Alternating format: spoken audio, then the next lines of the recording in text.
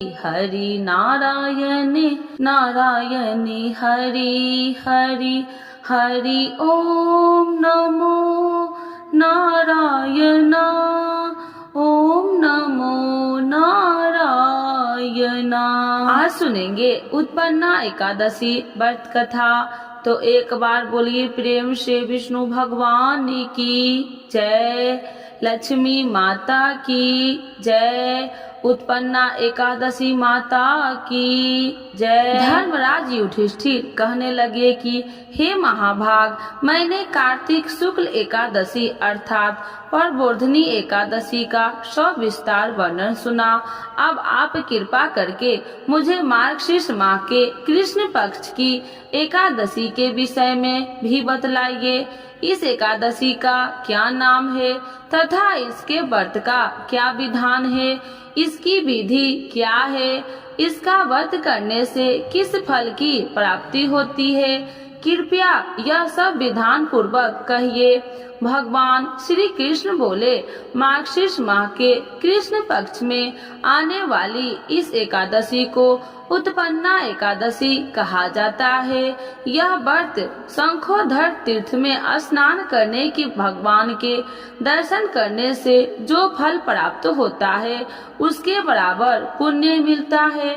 व्रत करने वाले भक्त को चोर, पाखंडी, पर स्त्री, गामनी, दिनंग, मिथ्याभाषणी तथा किसी भी प्रकार के पापी से बात नहीं करनी चाहिए।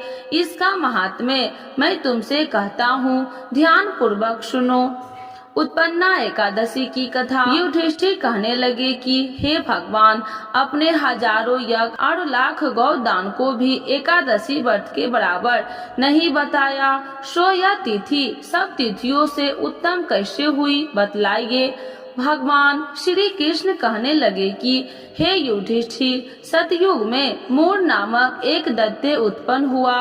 वह बड़ा बलवान और भयानक था। उस पर चंड दैत्य ने इंद्र इत्यादि वसु, वायु, अग्नि आदि सभी देवताओं को पराजित करके भगा दिया। तब इंद्र सहित सभी देवताओं ने भयभीत होकर भगवान शिव से सारा वृत्तांत कहा और बोले, हे कैलाशपति, मूर दैत्य से भयभीत होकर सब देवता मृत्यु लोक में फिर रहे हैं।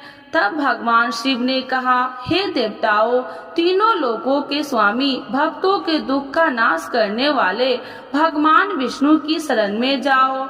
वे ही तुम्हारे दुखों को दूर कर सकते हैं। शिव जी के ऐसे वचन सुनकर सभी देवता क्षीर सागर में पहुँचे। वहाँ भगवान को शयन करते देख हाथ जोड़कर उनकी स्तुति करने लगे कि हे देवताओं, द्वार स्तुति करने योग्य प्रभु, आपको बारंबार नमस्कार है। हे देवताओं की रक्षा करने वाले मधुसूदन, आपको नमस्कार है।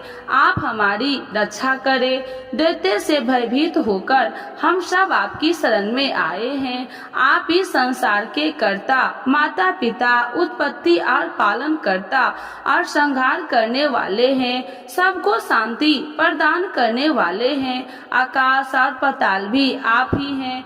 सबके पितामह ब्रह्मा, सूर्य, चंद्र, अग्नि, सामग्री, होम, आहुति, मंत्र, तंत्र, जप, यज्ञमान, यज्ञ कर्म करता, भोक्ता भी आप ही हैं।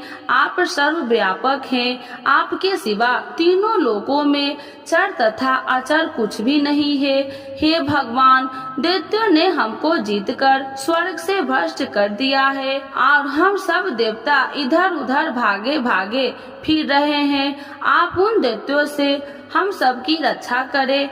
इंद्र के ऐसे वचन सुनकर भगवान विष्णु कहने लगे कि हे इंद्र, ऐसा मायावी दैत्य कौन है जिसने सब देवताओं को जीत लिया है? उसका नाम क्या है? उसने कितना बल है और किसके आश्रय में है तथा उसका स्थान कहाँ है?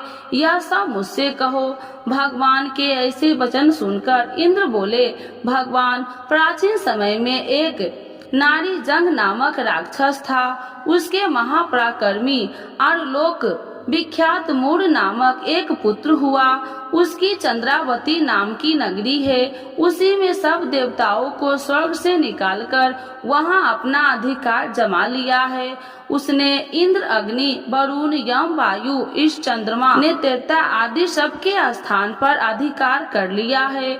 सूर्य बनकर स्वयं ही प्रकाश करता है, स्वयं ही मेघ बना बैठा है और सबसे अजय है। हे असुर निकंदन, उस दुष्टों को मारकर देवताओं को अजय बनाइए। यह वचन सुनकर भगवान ने कहा, हे देवताओं, मैं शीघ्र ही उसका संहार करूंगा।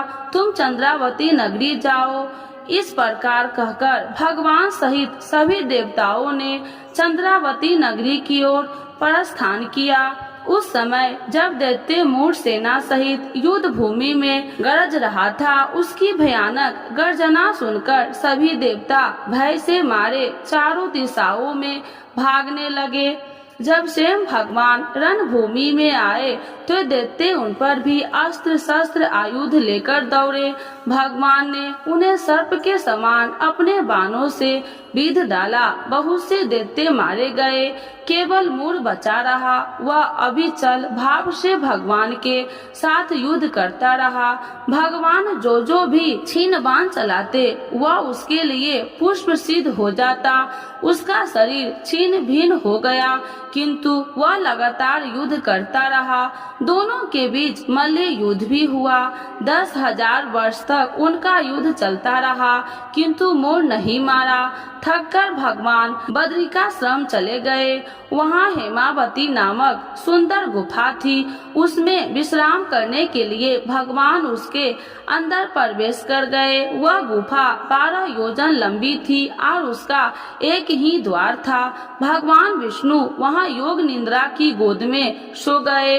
मूढ़ भी पीछे पीछे आ गया और भगवान को सोया देखकर मारने की उद्यत हुआ। तभी भगवान के शरीर से उज्जवल कांतिमय रूप वाली देवी प्रकट हुई।